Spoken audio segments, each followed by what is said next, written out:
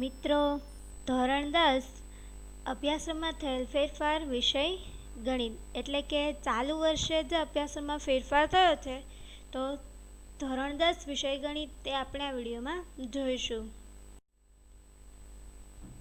ધોરણ 10 વિષય ગણિત. પ્રકરણનું નામ, અભ્યાસક્રમમાં રાખેલા મુદ્દાઓ, અભ્યાસક્રમમાંથી ચાલુ વર્ષ માટે બાદ કરેલ મુદ્દાઓ. પ્રકરણ 1 વાસ્તવિક સંખ્યા. તેમાં 1.1 પ્રાસ્તાવિક, ઉદાહરણ 1, સ્વાધ્યાય 1.1 એક્ઝામ્પલ 1, 1.3 ગણિતનું મૂળભૂત પ્રમેય, ઉદાહરણ 6, 7, 8, સ્વાધ્યાય 1.2 એક્ઝામ્પલ 1 થી 4, 1.5 સમય સંખ્યાઓ અને તેના દશાંશ નિરૂપણનું પુનરાવર્તન, પ્રમેય 1.7 જે અભ્યાસક્રમમાં રાખેલા મુદ્દાઓ છે, અને ઉદાહરણ 2, 3, 4, 1.2 યુક્લિડની ભાગાકારનું પૂર્વ પ્રમેય, સ્વાધ્યાય 1.1 એક્ઝામ્પલ 2 થી 5, ઉદાહરણ 5, સ્વાધ્યાય 1.2 એક્ઝામ્પલ 5, 6, 7, 1.4 અસમય સંખ્યાઓનું પુનરાવર્તન, પ્રમેય 1.1, 1.2, 1.3 અને 1.4, ઉદાહરણ 9, 10, 11, સ્વાધ્યાય 1.3, પ્રમેય 1.5, 1.6, સ્વાધ્યાય 1.4 જે અભ્યાસક્રમમાંથી રદ થયેલ મુદ્દાઓ છે. પ્રકરણ 2 બહુપદીઓ. તેમાં અભ્યાસક્રમમાં રાખેલા મુદ્દા જોઈએ તો 2.1 પ્રાસ્તાવિક, 2.2 બહુપદીના શૂન્યોના ભૌમિતિક અર્થ, ઉદાહરણ 1, સ્વાધ્યાય 2.1 એક્ઝામ્પલ 1, 2.3 બહુપદીના શૂન્ય અને સહગુણકો વચ્ચેનો સંબંધ, ઉદાહરણ 2, 3, 4, 5, સ્વાધ્યાય 2.2 જે અભ્યાસક્રમમાં રાખેલ મુદ્દાઓ છે, અને 2.4 બહુપદીઓ માટે ભાગ પ્રવૃત્તિ, ઉદાહરણ 5, 6, 7, 8, 9 અને સ્વાધ્યાય 2.3 જે અભ્યાસક્રમમાંથી રદ કરેલ મુદ્દાઓ છે. પ્રકરણ 3 દ્વિચલ સુરેખ સમીકરણ યુગ્મ. તો તેમાં અભ્યાસક્રમમાં રાખેલ મુદ્દાઓની વાત કરીએ તો 3.1 પ્રાસ્તાવિક, 3.2 દ્વિચલ સુરેખ સમીકરણ યુગ્મ, ઉદાહરણ 1, 2, 3, 3.3 દ્વિચલ સુરેખ સમીકરણ યુગ્મના ઉકેલ માટેની આલેખની રીત, ઉદાહરણ 4, 5, 6, સ્વાધ્યાય 3.2 એક્ઝામ્પલ 2, 3, 5, 3.4.1 સુરેખ સમીકરણ યુગ્મનો ઉકેલ મેળવવાની બેઝિક રીત, ઉદાહરણ 7, 8, 9, 10, સ્વાધ્યાય 3.3 એક્ઝામ્પલ 1, 2, 3.4.2 લોપની રીત, ઉદાહરણ 11, 12, 13 અને સ્વાધ્યાય 3.4 એક્ઝામ્પલ 1 જે અભ્યાસક્રમમાં રાખેલ મુદ્દાઓ છે. અને અભ્યાસક્રમમાંથી રદ કરેલ મુદ્દાઓની વાત કરીએ તો સ્વાધ્યાય 3.1, સ્વાધ્યાય 3.2 એક્ઝામ્પલ 1, 4, 6 અને 7, સ્વાધ્યાય 3.3 એક્ઝામ્પલ 3, સ્વાધ્યાય 3.4 એક્ઝામ્પલ 2, 3.4.3 ચોકડી ગુણાકારની રીત, ઉદાહરણ 14, 15, 16, સ્વાધ્યાય 3.5 એક્ઝામ્પલ 1, 2, 3, 4, 3.5 દ્વિચલ સુરેખ સમીકરણ યુગ્મના સ્વરૂપમાં પરિવર્તિત કરી શકાય તેવા સમીકરણો, ઉદાહરણ 17, 18, 19, સ્વાધ્યાય 3.6 એક્ઝામ્પલ 1, 2 જે અભ્યાસક્રમમાંથી રદ કરેલ મુદ્દાઓ છે. ત્યારબાદ પ્રકરણ 4 છે દ્વિઘાત સમીકરણ. તેમાં 4.1 પ્રાસ્તાવિક, 4.2 દ્વિઘાત સમીકરણ, ઉદાહરણ 1, 2, સ્વાધ્યાય 4.1, સ્વાધ્યાય 4.2, સ્વાધ્યાય 4.3 અવયવીકરણ વડે દ્વિઘાત સમીકરણનો ઉકેલ, ઉદાહરણ 3, 4, 5, 6, સ્વાધ્યાય 4.3 એક્ઝામ્પલ 2 થી 8, 4.5 બીજના સ્વરૂપ, ઉદાહરણ 10, 13, 14, 15, 16, 17, 18, સ્વાધ્યાય 4.4 જે અભ્યાસક્રમમાં રાખેલ મુદ્દાઓ છે, અને 4.4 પૂર્ણ વર્ગની રીતે દ્વિઘાત સમીકરણનો ઉકેલ, ઉદાહરણ 7, 8, 9, 9, 11, 12, સ્વાધ્યાય 4.3 એક્ઝામ્પલ 1 અને 9 થી 11 જે અભ્યાસક્રમમાંથી રદ કરેલ મુદ્દાઓ છે. પ્રકરણ 5 સમાંતર શ્રેણી.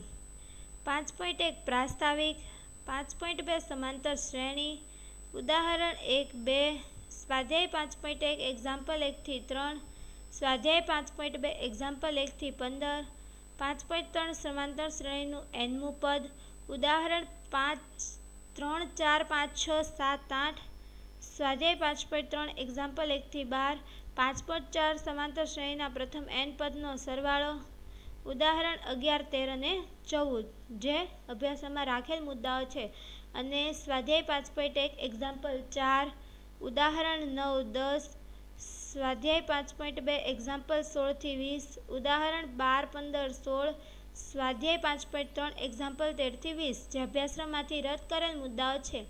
પ્રકરણ 6 ત્રિકોણ. 6.1 પ્રાસ્તાવિક. 6.2 સમરૂપ આકૃતિઓ. સ્વાધ્યાય 6.1 6.3 ત્રિકોણની સમરૂપતા. સ્વાધ્યાય 6.2 એક્ઝામ્પલ 1-2. 6.4 ત્રિકોણની સમરૂપતાનો સિદ્ધાંત. ઉદાહરણ 5 અને 7, સ્વાધ્યાય 6.3 એક્ઝામ્પલ 1-2, સ્વાધ્યાય 6.4 એક્ઝામ્પલ 1 અને 8, 6.6 પાયથાગોરસ. ઉદાહરણ 11, પ્રમેય 6.6 અને 6.8 જે અભ્યાસક્રમમાં રાખેલી બાબતો છે. અને પ્રમેય 6.1, પ્રમેય 6.2, ઉદાહરણ 1, 2, 3, સ્વાધ્યાય 6.2 એક્ઝામ્પલ 3-10, પ્રમેય 6.3, 6.4, 6.5, ઉદાહરણ 4, 6, 8, 9, સ્વાધ્યાય 6.3 એક્ઝામ્પલ 3-14, 15, 16, સ્વાધ્યાય 6.4 એક્ઝામ્પલ 2-7 અને 9, પ્રમેય 6.7, 6.9, ઉદાહરણ 10, 12, 13, 14, 6.5 સમરૂપ ત્રિકોણના ક્ષેત્રફળ. સ્વાધ્યાય 6.5 અને એક્ઝામ્પલ 1-16 જે અભ્યાસક્રમમાંથી બાદ કરેલ મુદ્દાઓ છે. ત્યારબાદ પ્રકરણ 7 યામ ભૂમિતિ. 7.1 પ્રાસ્તાવિક. 7.2 અંતરસૂત્ર.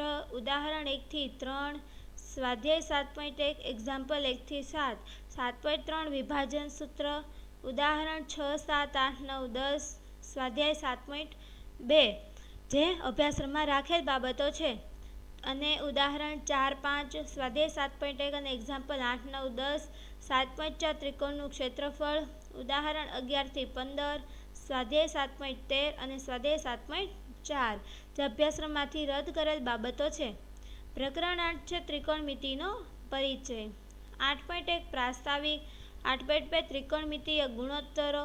ઉદાહરણ 1-5, સ્વાધ્યાય 8.1 એક્ઝામ્પલ 1-8 અને 11, 8.3 વિશિષ્ટ માપના ખૂણા માટેના ત્રિકોણમિતિય ગુણોત્તરો. ઉદાહરણ 6, 7, 8, સ્વાધ્યાય 8.2 એક્ઝામ્પલ 1, 2, 4, 8.4 કાટકોણના ત્રિકોણમિતિય ગુણોત્તરો. ઉદાહરણ 9-11, સ્વાધ્યાય 8.3 એક્ઝામ્પલ 1, 3, 5, 7, સ્વાધ્યાય 8.4 એક્ઝામ્પલ 1-4 જે અભ્યાસક્રમમાં સમાવિષ્ટ બાબતો છે. અને સ્વાધ્યાય 8.1 9, 10, સ્વાધ્યાય 8.2 એક્ઝામ્પલ 3, સ્વાધ્યાય 8.3 એક્ઝામ્પલ 2, 4, 6, ઉદાહરણ 10-12-15, સ્વાધ્યાય 8.4 એક્ઝામ્પલ 5, 8.5 ત્રિકોણમિતિય નિત્યસમો જે અભ્યાસક્રમમાંથી દૂર કરેલ બાબતો છે. ત્યારબાદ પ્રકરણ 9 છે ત્રિકોણમિતિનો ઉપયોગ. તો 9.1 પ્રાસ્તાવિક.